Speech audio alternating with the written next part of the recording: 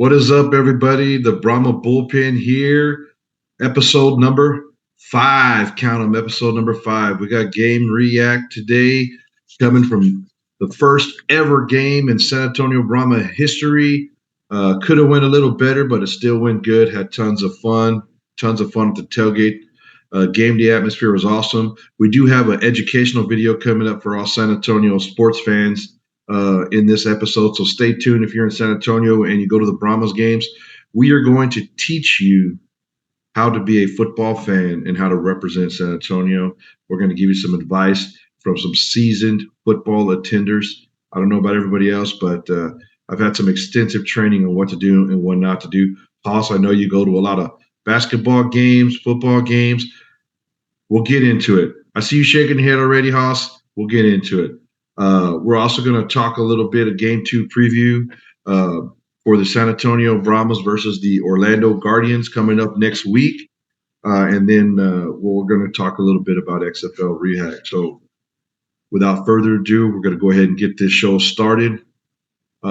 Side point, tailgate video is going to come out. So we're going to post 2 videos this week. Our episode 5 video and then a tailgate video. In the tailgate video, we'll talk about all the fun we had down there. Let's talk about some of the cool things we did. We even entered in a guacamole competition. I would like to say that Brahma Bullpen's own, my boy Jay, first place. Shout out. Guacamole. Shout out to you, Jay. Hope you watch this episode. Way to represent. Jay was also representing up in the bullpen. Had some real fun interactions with number 84, Thomas, for St. Louis.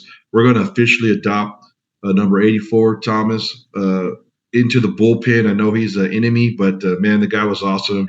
He gave us a little fan interaction back and forth there in the game. Got to talk to him. He kind of messed with us. We kind of messed with him. So it was awesome, man. We had fun, and he was good spirited about it. And then, they got lucky and came out with a dub. They obviously didn't win that game. They got lucky, came out with a dub. Good for them. He let us know that, too, on his way off the field. So we appreciate him for giving us his take on the San Antonio Brahma fans and the bullpen this past Sunday. But going into XFL Game React, producer, if you could pull up the score sheet for me and pop it up on the screen. We're just going to talk about this a little bit. Overall, I think the production was good by ESPN. I didn't see anything in any game. I watched all 4 games. I went to one and then watched them all again. So I've seen every game twice. So I basically watched 8 football games and then one in person over the weekend. So it was awesome. It was all full of XFL football. What a great weekend. ESPN did awesome. Real quick, I know everybody's attendance numbers. We'll go over them here. The Las Vegas versus Arlington game had 12,047 fans announced. The Orlando and Houston game had 12,784 fans announced. The Seattle and the DC Defender games had 12,438 games announced. And coming in first place for fan attendance, let's go San Antonio, 24,245 fans. I mean, horns forward. Give yourselves a round of applause, San Antonio. Let's go. Pat on the back. Way to show up and show out, man. We were kind of hoping for close to 30. I talked to some of my buddies, and I said, look, if we're over 20, I'm going to be happy. The closer to 30, I'll get to that ecstatic number. Hey, man, but 24,245 fans for the first game is amazing. Way to go, San Antonio. An NFL game averages 67,000 people per game. Okay, Haas? So if you add up all of the XFL games, we were at 61,514 for the first game for those 4 games. If you were to add up what it cost for a player, for an NFL roster, for coaching staffs and venues and all that stuff, and compare it to what it costs for the XFL, I mean, I would think it's a money-making endeavor. I know NFL tickets cost more. XFL tickets are a little bit cheaper. But, I mean, it could be worse, bro. We could be the USFL, Sure. They only had like 12,000 for the championship game, and some games had like 3 people in the stands, That hub model is just ridiculous that they worked with last year. This year, they're going to have more hubs. But even one of the hubs is not even in a city where there's 2 teams in there. I don't even know what they're thinking. But, hey, XFL showed up and showed out. San Antonio, way to go. I can't wait to see what St. Louis does. There are going to be a lot of people in the dome up in St. Louis because we had St. Louis people down here in San Antonio. I know of 4 or 5 groups that traveled from St. Louis to San Antonio to come to the game. It was awesome. Those guys were cool. we have some friendly rivalry going up there with the boys up north. You know what I mean? I hope they win the North Division. That'd be great. That's my North team, and then of course Brahma's down here in the South. So, you got anything on that, Hoss? You ready to get moving on? Let's move on. All right. There's a lot more important things we need to be talking about. All right. Well, my takeaways from this past week, hot take. San Antonio football fans have no idea what they're doing. Okay. That's not hot. That's just completely true. So we'll just go ahead and do this now. Let's just take a minute, and I'm going to let you guys in on a little secret. When your team is on offense, you're supposed to be quiet so that your quarterback can make checks at the line, your receivers can hear the checks, the running backs can hear the check, and most importantly, so the offensive lineman can get the blocking scheme after the team lines up. You know, if you watch the game on TV and you start hearing all this like Vegas, Vegas, Vegas, you know, quick, quick, quick, you know, those are checks and play calls. And if we're being loud, doing something stupid like, I don't know, a wave while it's third down in our own red zone, San Antonio, we're interfering with the productivity of our offense. Vice versa. When the other team's on offense and they need to make checks, we want to be loud so they can make checks. Let's do the wave and act crazy then. Next thing, Alamodome officials, soundmen, and hype people. I don't want to say your names, but you guys are basketball hype people, okay? Y'all are at Spurs game hyping up basketball teams. It's different. Learn something. Do some damn research. I can't believe I'm getting so mad right now. I'm infuriated that we have our own paid hype man telling us to get loud on a third down in our red zone while we have the ball. Hype men, shut up. Now, if it's third down for St. Louis, hype men, hype everybody up. You were nowhere to be seen or heard when our team was on defense. What were you doing? Pay attention to the game. Pay attention to the game. If you go to a college stadium and you get loud while your team's on offense, people will turn around and yell at you and tell you to shut up. Mm-hmm. In San Antonio, I was telling the fans around me, hey, get loud, it's third down. And they sat down. Mm-hmm. Then they had the complete opposite effect while they're on offense doing the wrong things at the wrong time. It's kind of rude, right? Like, it's rude for our team. Like, that's what a home field advantage is. That's why we're there. I mean, me and Bullpen talked about this, you know, during the game, that I said that our fans were being disrespectful, and that's sad that we have to come on here and talk about this. You're being disrespectful. Every time the wave was coming around while our offense was on the field, everyone in the section started going like this. Yeah, like when the wave was coming while our team was on offense. I'm yelling at everyone around me in my sections to be quiet. I'm literally yelling. I'm the only one standing. I'm yelling at everyone around me, be quiet, sit down. I got 5 rows in front of me and 5 rows behind me to sit down. Even the people I was with, like, made sure they didn't do anything or react to the wave during those times. And we're not even started. We're not even getting, like, that wasn't it. That was going on for about, I don't know, 25 minutes in between timeouts. Like, you want to do the wave and have fun. Okay, do it. Do it during the commercial break. Do it when the other team is on offense, not while your own team is on offense. It got so bad to the point that whenever we did get in our own end zone, even Jack Coan was like, dude, be quiet. He even made the signals. And I was already yelling for everyone to be quiet even before that. And it didn't even stop there. Just, you know, the Brahma fans didn't even get the hint then to be quiet while we're on offense. Our kicker goes onto the field to hit another field goal, and he's already missed one. He did good, don't get me wrong. But even when he went onto the field at one point to put us up 9, out of nowhere, they started doing the wave again when he needs silence. That is the time that he needs to be silent. He don't want to be focused around looking up at the freaking goalpost and then seeing a wave going around in the stands like this and people going crazy whenever that wave's coming around to their section. We need him to hit that field goal so that we can hopefully win against arguably the best team in the XFL. And what are we doing? Houston's the best team in the XFL, so we'll talk about that. Well, we can't really say. That's why I say arguably, okay? Yeah. Well, I can say, based upon what I saw, I can say it right now. But dude, you're right, man. And so fans, there's two rules. True rules to be a fan in football.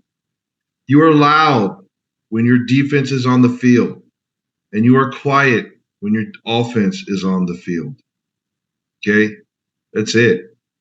You can be loud however you want. DC's got the beer snake. That's an amazing tradition that they're starting up there. The wave is like 1980s, but you know what? For those people that don't know San Antonio, we're basically stuck in the late 80s and early 90s, and it's fine. I love it. If every old rock and roll band in the history of the world plays in San Antonio because every show sells out, we love 80s and 90s rock. I'm good with it. We love 80s and 90s country. Our country music stations here still play the same music, 80s and 90s. It's great. I don't have a problem with it. The waves from the 80s. Let's do the wave. Let's embrace that. Let's make that our fan thing that we do here at the Dome for Brahma games. Sure. I'm totally for it. But while we're on defense, okay? Yep. Or during commercial breaks, if y'all fans want to have fun, that's fine. Whatever. As long as the offense isn't on the field. Yeah. And you hype men who are getting paid to be there hyping us and running the sound table and mixing music, when our team is on offense, we are to be quiet. The other thing, I guess I'll throw in the third rule. It didn't happen too much, but I'll just mention it real quick for those that are still listening to me lecture and go a snooty fan on you. When someone's down on the field injured, it doesn't matter if it's our team or their team or a random person in the stands, dude. You be quiet, you be respectful. Nobody wants to see anybody get hurt. We want good competition. We want friendly banter. And we don't want to be hyping up the crowd saying, let's make noise on all the electronic boards around the stadium while there's a St. Louis player who just intercepted the ball from us, got a hard tackle on him, hit his head on the ground. You still be respectful to that man. He's put his health on the line to entertain us. You be quiet. You wait till he gets up. Now, he got up. He was fine. He was laughing and joking, and the coach gave him a high five. Now you can start talking trash to him. That's fine. He's okay. But when we don't know if he's okay, we got to be respectful and quiet. You good with that, Haas? Yes, of course. I mean, as someone who's been in a severe injury before, and you too, like, you don't want someone encouraging you like, yeah, I hope you stay down while you're already down. Obviously, you never know. Obviously, we've seen what happened in the Bengals Bills game. This is a violent contact sport. That's why there's a lot of injuries in the NFL. I mean, people get hit, people fall the wrong way, right? So why are we going to be happy if someone gets hurt, even if they're from the other team? Exactly. All right, off the soapbox, back to football. So some of my other hot takes. Jack Coan's our guy, right? Jack Coan's our guy, dude. I watched it when I was there watching it live and in person. I thought he was maybe missing some throws or maybe he was getting a little happy feet in the pocket. But going back and rewatching it on TV, dude, he didn't miss a lot of throws. I think I saw one pass where he overthrew the guy, but the guy was covered. So it was probably like an intentional oversight. Like he wanted to throw the ball over the guy's head, not to get it picked off. I think he's our guy. The running backs did their job, dude. Patrick and Balaj are freaking beasts, bro. They are beasts. When they're standing on the field, they're bigger than the D linemen, okay? Like, I'm looking, and I'm like, good grief, these guys are monsters. Our old line played okay. There definitely needs to be some improvement there. I even have in my notes which linemen cost us pretty big a couple times, but this is not that kind of podcast. We love all of our linemen. Sure. We just need all of our linemen to play a little bit better and be careful with those penalties in critical situations, man. It always seems like maybe it's not even the linemen we should be talking to. Maybe it's the refs like, hey, dude, don't throw ticky-tack holding penalties on third down. You know, if you're going to do it on first down if you're trying to prove a point and get your name on TV. You know what I mean? I don't know what to tell you. And then that roughing the passer play, weak. Dude, it AJ McCarron's kid tackled him on the sideline after the game, hugging him harder than what happened in that game. Absolutely ridiculous. And I don't understand the call because it wasn't even bad. They on the Dan I can't say his last, Bellino or whoever, the VP or the guy who's over all the rules and officials, the head official or whatever that did all the talking on TV. He said they called it because the defender left his feet. Yeah, whenever he came up to him. Like, you're not allowed to jump? Of course he's supposed to jump whenever he's thinking a pass about to go over him. He's not allowed to play defense. Try to swat the ball. That's what you're supposed to do. Yeah. And then they said it was forcible contact to his right shoulder. Yeah. Excuse me? Mm-hmm. Right shoulder? And we're calling that? This is not flag football, bro. These are professional. These are grown men. I stood next to them.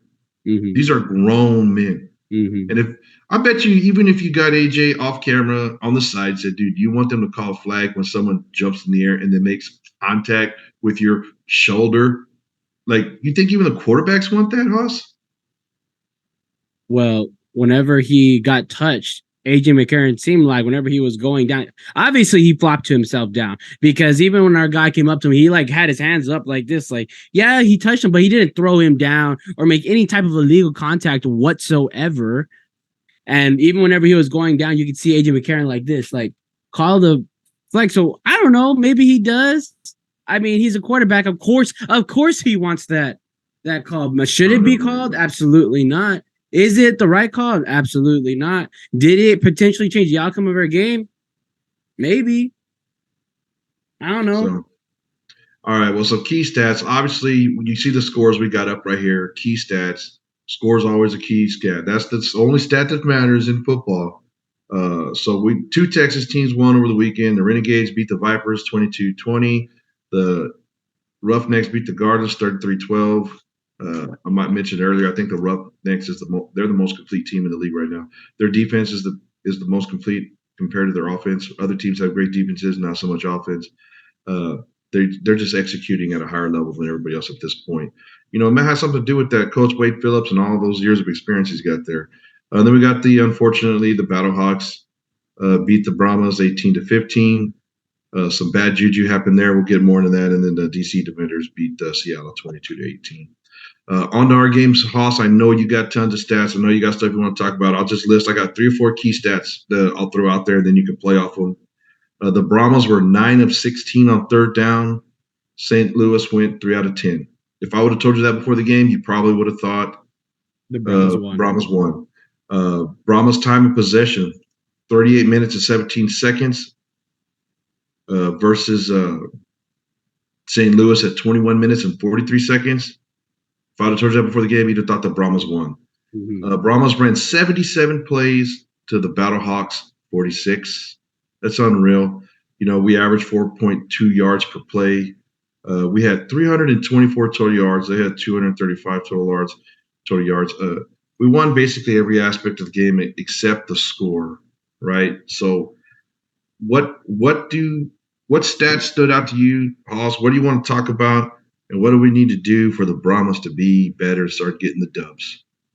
Well, I don't know if it was just because it was Jack Coan's maybe first game, everybody's first game, right, in the league, but I didn't think he looked that comfortable throughout the whole game. I think there was flashes of him looking really good, and then there was flashes where it seemed like he didn't feel comfortable. He rushed it. I don't think his field of vision was as great. You got the stats right there? Yeah, Jack Coan. How many attempts and completions did he have? He had 36 attempts and 25 completions on 207 yards, and he was sacked twice. And he had 1 touchdown and 1 interception. That completion ratio is good. So the only thing that the completion ratio is great. So you're saying that he was a little off. You know, he was a little off. Like he wasn't comfortable. But I'd say you. But you didn't let me finish. Like I think that. Oh, goose. You know what? Watch this. Yeah, go on mute. How about that? Yeah. I think he has very big potential to be great. But I think coming in, trying to get on the same page as the OC, the first game of the XFL, all of that, I think, of course, you're not going to be as comfortable. And there was definitely flashes whenever he strike that ball good, man, he had such a good spin on that football when he striked it. And I was really happy to see that. But I felt like I only saw that type of strike maybe 6 times. And if you see a guy that has 25 completions, yes. I just want to know what you want him to do better, because I don't think it was Jack Coan's fault we lost. I don't think it's definitely not Jack Coan's fault, but I'm just trying to talk about his offense potentially is what I see. Obviously, I'm not no professional. I'm just a normal, average viewer out here on a podcast with you. So obviously we ain't nobody, but I was just saying a pure observation of how I felt. And the reason why is because you said he missed one throw? No, he missed at least 3 or 4 throws for sure, at least. And a couple times he rushed out of the pocket too quick, and it wasn't like a good rush.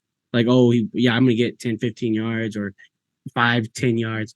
No, they were like, he was rushing to get to the sideline. But I'm going to say something else as well. Hold on. Wait. He had a couple of good rushes, but they got called back for holding penalties. So let me continue on. When those plays happened, he had a couple receivers downwind that were open, but his field of vision wasn't there. Down there, all right. But I will say he was very smart with the ball too. He threw the ball out like 2 or 3 times instead of taking a sack or taking a tackle for loss, trying to rush to the sideline. So he was also very smart with the ball as well. They called one intentional grounding, which I did not agree with because the player was in the area, in my opinion. So I don't know why they called that intentional grounding on that one. But I also, obviously, our running backs. I missed that whole play. I didn't know there was one called. I didn't even see that. There was. But so I think he threw it out like probably 2 out of 3 or 3 out of 4 times. And they were great. Like, they were really smart, decisive plays. But the one they called, and I didn't really like intentional grounding they called on him. But obviously, our running backs as well, I think, are ballers.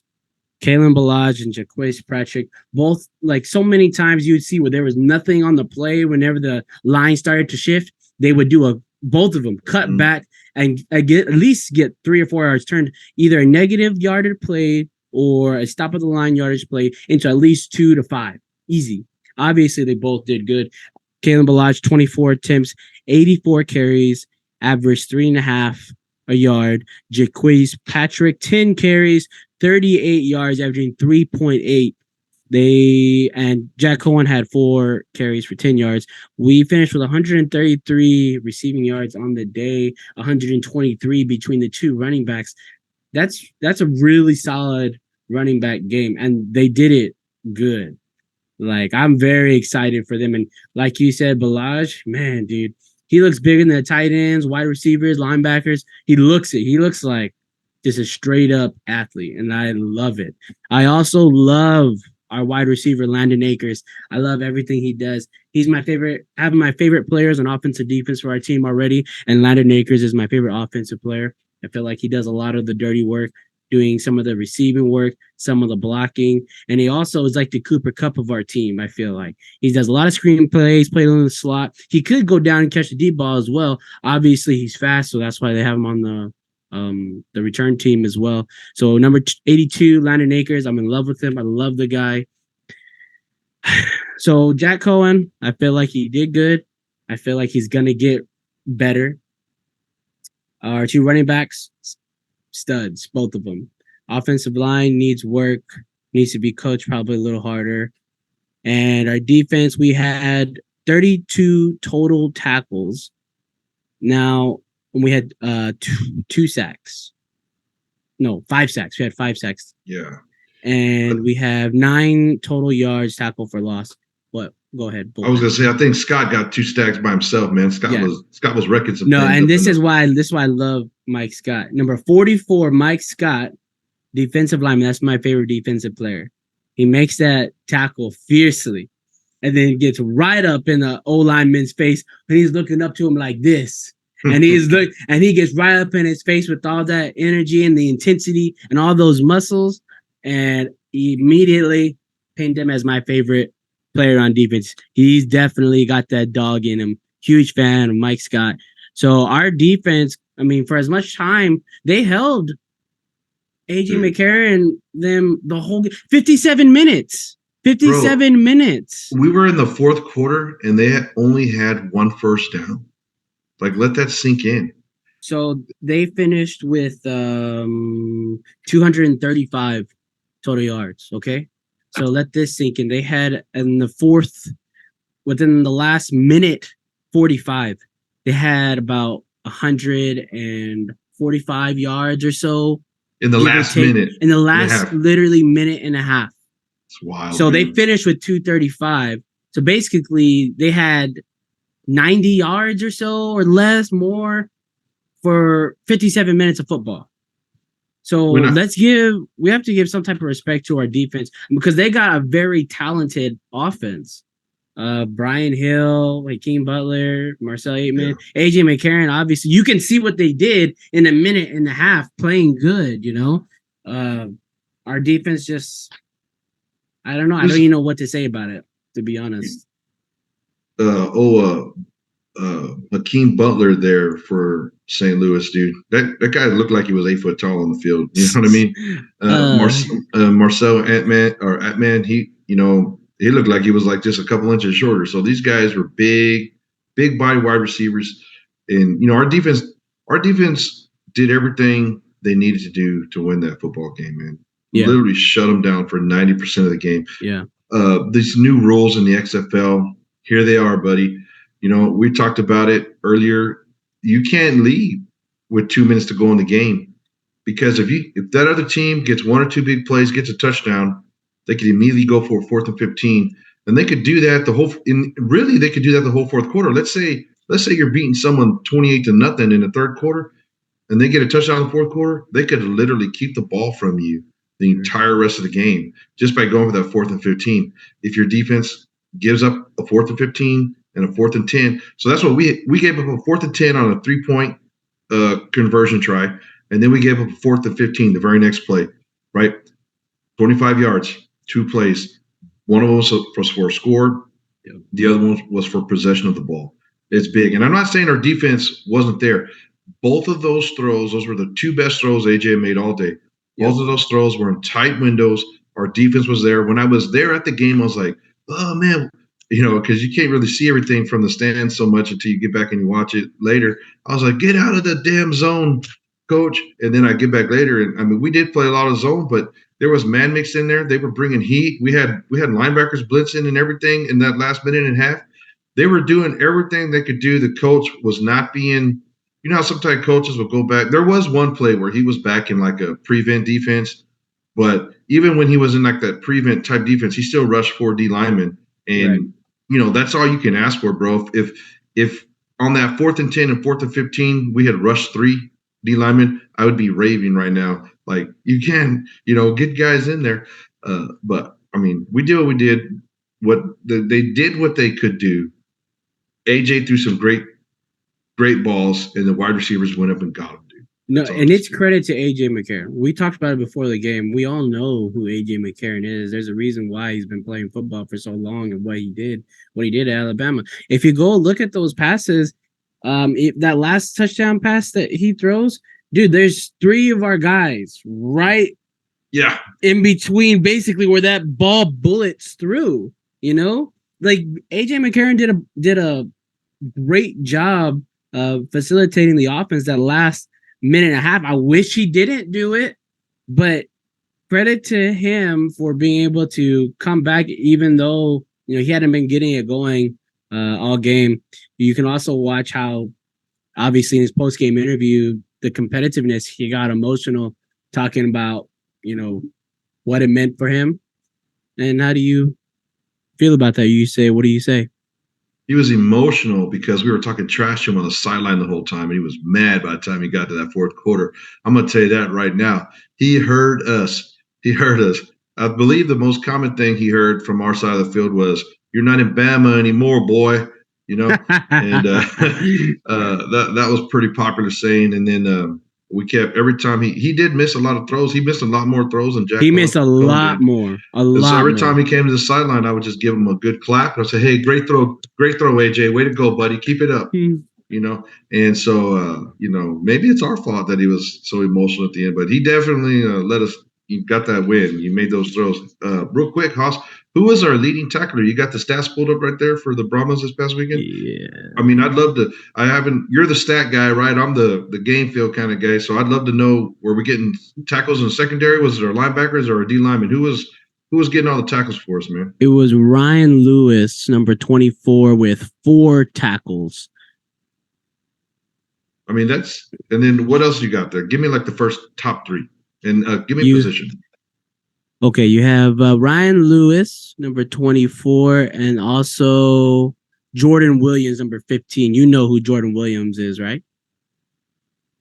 Man, I'm looking. I'm not seeing. Tell me. Ryan Lewis is a defensive back. So we got secondary making tackles there. And who did you say the other one? Jordan Williams. He also had four tackles. Okay, so that's a linebacker. So that's where that's where it should be. That's where it should be. It's not like, if you got a D lineman leading you in tackles, you got problems. You know what I mean? I didn't see a whole lot of missed tackles where I thought there was something going on. No, did you? No. They only ran, how many plays did they run? 46. 46 plays, dude. Dude, and you're not going to have a whole bunch of tackles on the stats. Dude, and you look at our efficiency, even coming into third down, we have a 56.3% in third down efficiency. That's really good. First downs, rushing 11. First downs, passing 12. Our guys, they played great. Like they played great as they could while taking a loss. It sucks the way the loss you did. Just like you said, if you look at any of the stats without looking at the touchdown or the point categories, the Brahmas won hands down. 2-1, you could say, basically doubled up on them. Yeah.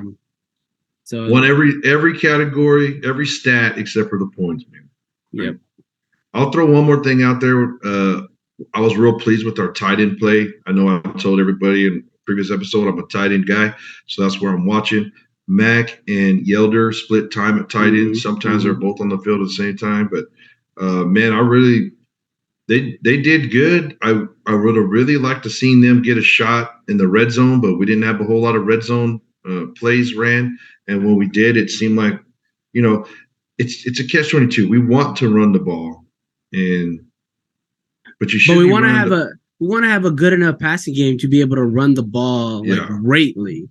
And that I love this. I didn't remember seeing like a play action on second down in the red zone where they were looking for a tight end. I saw run, wide receiver pass, field goal. That's kind of what I was getting the vibes of while we were watching the game there. I would love for them to get into that play action rollout type deal, and you can even leave it up as a PRO, a pass run option, right? So if Coan sees something, dude, hand it to Balaj at the 5-yard line, right? But then at the same time, if they bite or he sees something, kick to the play action, take Mac or Yelder out there to the right and roll out as your offensive line shifts that way. You probably get a wide open pass, Like I'd love to see that too, but in order for that to be set up good, we have to have not a way better, but at least a decently better passing game, widening out. I saw a couple of run plays where we went out on the edge and it looked like we were going to be open. One of them was to Patrick it was on a 1-point conversion after a touchdown. And even like, it looked like he was going to just trot right on in. And then they had a couple of secondary guys like just make tackles. If you see a running back on the edge with just a cornerback to beat, and especially the kind of running backs that we got, you sure would like to see that cornerback get straight run over. Just straight face mask in the dirt, step on his helmet and walk into the end zone, let them know you were there type of run. But, a couple of times I saw a turf monster, jump up there and get a few guys.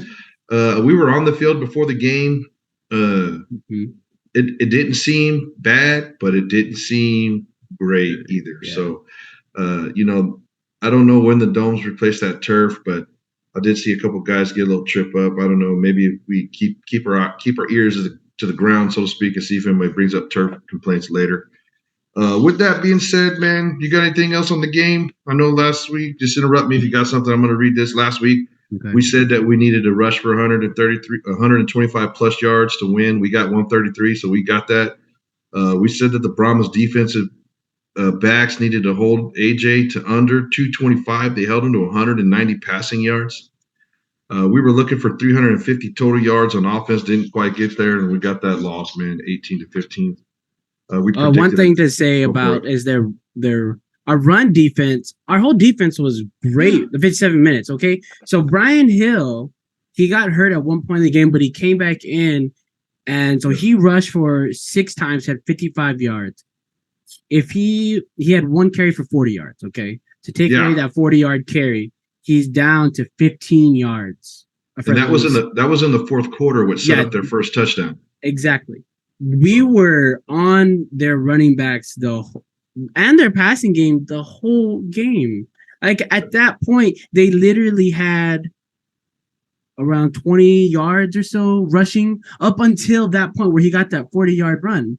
Like that is great defense, and obviously credit to my boy Mike Scott and then dogs up front.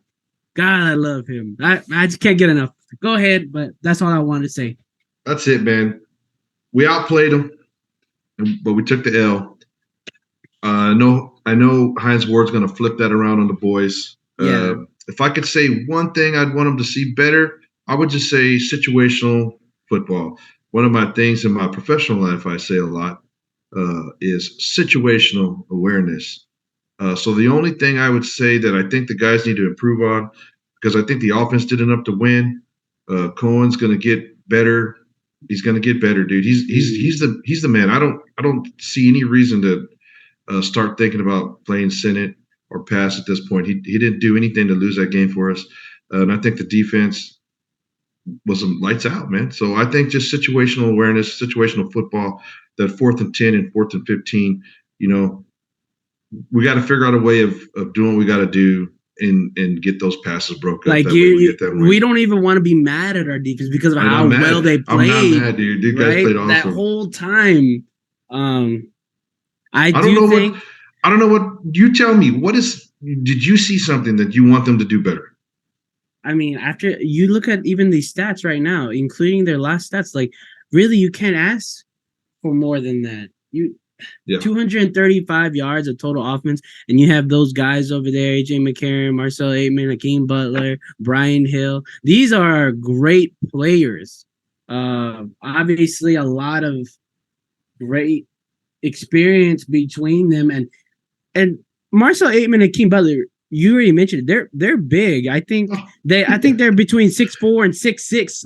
So on both sides of the field, AJ McCarron has a pick basically who he wants to go to at any given time. And then you got Brian Hill in the backfield, and then you got your tight ends over here, and then you got AJ McCarron. Obviously, we can see what they can do in the last minute. We got to give credit to our defense, and I do think that our coaching staff as well learns a lesson from this last 2 minutes of what happened to the Brahmas. And obviously, they're going to take it down the food chain with their players. Why do we have to be the first? Why do we have to be the first, dude? Why? But you know what? That's fine. Let the Brahmas be the first, because down the season, come crunch time, where they're going to remember, they're already playing with a chip on their shoulder. They already knew they had this game in the Dome with the biggest fan base. They got to feel what San Antonio is all about. Some of these players don't know what it's like to play in Texas. Well, now they do. With all that, man, it was a great game, but we got to move on to game 2. Let's get it. Hey, producer, if you can go ahead and throw up that Brahma Bullpen roster composites slide for me. Pop it up there. We're going to talk about that a little bit. So we're going to Orlando. The Brahmas only have the one home game, and then we have 3 road games before we get back into the nice comfort of the Alamo Dome. So we're going to Orlando next week to play the Guardians. They just got their butts whipped. That's the only way to describe it. The only team that I would say got their butt whipped this past weekend were the Orlando Guardians. They lost 33-12 to the Roughnecks. I think the Roughnecks are, as we mentioned earlier, one of the most complete teams in the league. So just real quick, roster breakdown. Pretty even with the Brahmas when you're comparing composite score and star ratings coming out of high school for most of these players. 3.2 stars for both teams. Just a slight edge to the Brahmas at .863 composite score. The max score is of 1.10 for those that don't keep up with the recruiting and composites. Their roster, they're rocking with 12 defensive backs, 90 linemen, 6 linebackers, 8 linemen. They got 3 quarterbacks, 2 running backs on the active roster right now, and 8 wide receivers. One of the things I noticed when I was breaking down the rosters for Orlando is they have the largest reserve list out of any team in the league right now. They have 1, 2, 3, 4, 5, 6, 7, 8 players on reserve lists, like just ready to come in. I don't know the rules on that. Might have to do some research. I've been looking on XFL.com to see what's up with the reserve list, how many they can have on it, how many they can't. But with that being said, they ran 62 plays on offense in their first game, and wound up getting 314 yards of total offense, which is great. Over 5 yards of play against Houston. They got bit by the turnover bug, and I think they have a little musical chairs going on at quarterback. We had Litch come in, start the game, then he gets pulled, and you got Normandy coming in. They both threw a touchdown. One in the Lynch threw his in the first quarter. Dorman threw his in the fourth quarter. But their defense gave up 337 yards and 4 tuds. So, hopefully we go down into Orlando and we get 337 yards and 4 tuds. What do you think about that, Hoss? I mean, everything sounds great whenever you say it like that. Yeah. I don't know. It's going to be our first road game in San Antonio Brahma history, first road game for Coach Heinborg in his coaching career. So we'll see. I think Coach Elizondo is going to be ready. I'd like to see him do a little bit more down the field, maybe over the middle with the tight ends. We did a lot of screens to the running back screen passes, and you were talking about Akers. He caught a lot of passes, but didn't get a lot of yards. A lot of those were let me say something real quick about that. And stuff. Go for it. You made a good point that remind me of something that happened.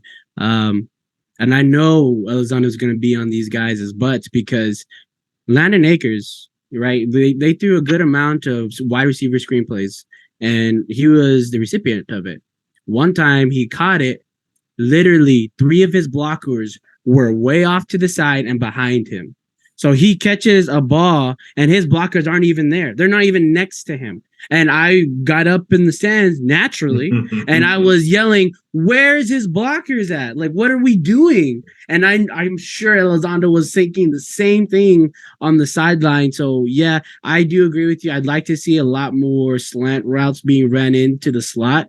I think that also will help Jack Coan get into more of a rhythm to feel a little more comfortable, to be able to throw some short, good yardage slant routes that are not just like a 2 or 3 yard or sideline screen pass. And I do think that's all crucial to be able to help our run game. But I'm saying getting into the screen pass, we got to block better. Like on all of them, we've got to block better. Hey, while I'm talking, can you look up and see what Houston's quarterback's numbers were against the Guardians? And I have them right now. You got it right there? Lay them on me, dude. I didn't know you had it like that. I'm like that, dog. He had 26 completions on 42 attempts. Woo! He had 272 yards, 2 touchdowns, and 2 interceptions. He was sacked 3 times for a loss of 16 yards total. Okay, so the Guardians, maybe that's something we need to be on the lookout for. They got 3 sacks on a quarterback that was very efficient. So maybe my boy Jack Coan better keep his head on a swivel. Hopefully we can get our O-line kind of tightened up a little bit, We had a few guys go out with injuries. It didn't look like they were too serious, but we'll keep an eye out for the injury report. We're filming this on Monday after the game. I checked it right before we got online, and there was no injury report out yet, but hopefully we get all of our old linemen back in and they get that all going. But, their defense is susceptible to the pass. What's up? What you do? Don't raise your hand. You just interrupt me when you got something to say. So between their 2 quarterbacks, they were sacked 7 times for a loss of 42 yards. We got to A.J. McCarron 5 times. So I would like to think that we could get to their quarterbacks, plural. So around the same you're amount. saying the Guardians got sacked 7 times? Yes, sir. That's correct. Okay, So I'm go for it. We're look, see this? Yeah, I got you. Write it down. QB sacks is going to be critical. So how many sacks do we need for our defense to be successful? I would say at least 5, but I think we get 6 because we're setting the bar at 5. Yeah, because if we can get to AJ McCarron 5 times, I believe we can get to these guys at least 5 times. But if we get 6, I think it's because when we get to their quarterback, we're forcing them to be uncomfortable. And obviously, they're not even comfortable with which quarterback they want at the helm. So they forced them to make bad decisions. They had 3 interceptions between the two. So Paxton Lynch had 1 interception, and then Quentin Dormady, people may think, oh, well, maybe he was going to be starting, but he did have 6 more passing yards. He had 142. Paxton Lynch had 136, but he did have 2 interceptions. They both threw for a touchdown pass. So really, it's up in the air to see who's gonna start this coming week against the Brahmas. Well, yeah, I hope it's Lynch because I think he's very beatable. I don't know enough about Dormady, but Lynch comes out, I'm happy.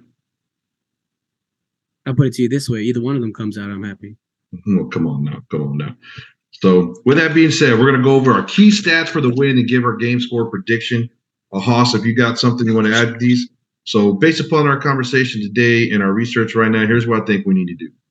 We need 150 yards rushing between our 2 running backs, between Patrick and Balaj. So, if we average basically 4 or 5 yards a rush, do the math. What is that math? If you get 5 yards per rush, you need 150 yards. You need to run the ball 30 times, right? Let's see if that works out. If we do run the ball 30 times and hit that number, would be great. We're going to hopefully be in that same number of plays. We're going to hopefully run that 70-plus plays a game, which will leave us 35 passing plays. We need about 250 passing yards to get it done. Definitely need more than 1 touchdown in the game. So he threw for 36 attempts this game, and he had 26 passes, right? Well, I fully expect that if he has the same amount of completions this game, which he had, which is 25 of 36 for 270 yards. I fully anticipate this to be at least around 225 to 35 on passing yards, and that's got to be a dub. So you're saying the Brahma Bullpen's asking for 25 plus completions? Yeah, but at 225 to 230 passing yards. No, I already said I want 250. Well, I'm saying. Oh, you're going to take a different number than me? I'm saying he's going to have 225, 235. I'm writing this down. Better. Haas. You want 225 instead of the 250 I predicted. I'll be happy with 225 is what I'm saying. I'm not saying I'm right and you're wrong, but I'm saying that's what I'd be happy with. I do expect he's going to be more efficient on the passing yards. All right. On our defense, we're asking for 5 sacks. If we get the 5 sacks, the 25 completions, 150 yards, and I'm asking for 250 passing, Haas is asking for 225 passing. We're going to say the Brahmas are going to get the dub on the road, first road victory in San Antonio Brahma history. I'm going to throw my score prediction out there. These scores are wild, okay? Scores are wild. You can't just go in and pick like 21-14 or 21-17 because you're going 7-3, 7-3, and doing your score prediction that way with these new rules. So I'm going to go 29 Brahmas, 17 for Orlando. I'm going to say we're going to win 29-17. How we're going to get to 29? I imagine we're going to get like 3 or 4 touchdowns. We're going to get like 1 or 2 1-point conversions. We might throw a 2-point conversion in there. And if it's right before halftime and the game's still close, Coach Hines Ward might just go ahead and do that 3-point conversion. I'll say one thing. If anybody watched the game on Sunday, Hines Ward called a timeout before the 2-minute warning in order to stop the clock in extra time to get the ball back, in order to try to get some more points on the scoreboard. And it worked flawlessly. We stopped them. We got the ball back, got back down to field goal range. We just had the 1 missed field goal for the day, which could have been critical. Who knows? There's a lot of what ifs and woulda, coulda, shouldas. But what I'm saying is I think Hines Ward's got that strategy. He's got that dog in him to where he's not going to kneel that ball out going into halftime. He's going to try to play that clock, play those numbers, get that extra possession, and get some points on the board. I know they wanted to score more points when we were on the field before the game. Coach Elizondo was there. He had his lucky coin in his pocket. I saw the lucky coin, and he said he was going to score a lot of points, and we just scored about 4 points too few. So with that being said, you got anything else, Hoss? I'm going to tell you this right now. If my boy Mike Scott gets 2 more sacks this week, I'm going to go crazy, and I'm going to order a Mike Scott jersey. You hear Mike Scott fanboy in the house. Yep. If he gets 2 sacks this game, we're going to see a Mike Scott jersey here somehow. I don't know how you do it. I'm going to see so many Mike Scott texts coming across this weekend. But, hey, that's what it's all about. All right. With that, episode 5 is in the books. Come back next week for episode 6, where we're going to do a San Antonio Brahma versus Orlando Guardians breakdown. We'll preview San Antonio versus the Houston Roughnecks. We'll even talk some fantasy if we got time. How we're going to end the show? Like we always end the show, baby. Let's go, Hoss. Horns forward. Let's get it.